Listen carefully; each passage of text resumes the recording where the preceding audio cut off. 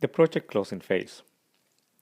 The closing phase signals the end of the project, and all project deliverables are complete and accepted. Why is this phase so important? First, because it marks the official end of the project. It's also a moment where we need to evaluate the project, develop the final report, close our contracts, especially contract with vendors.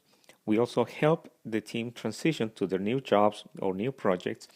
And finally, it's an opportunity to celebrate the successful end of the project.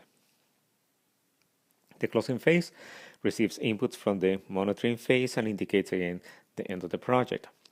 Here's our closing phase in our project cycle.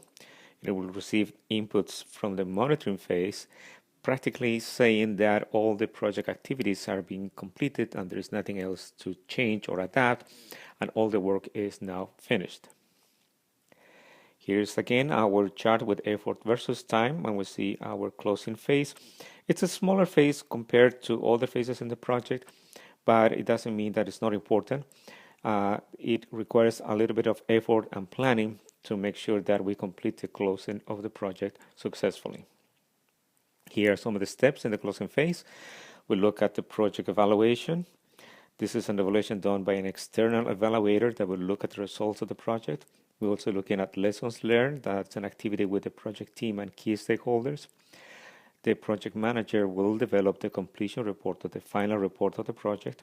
There's also the step of team transitions, then closing all contracts, and the step of administrative close.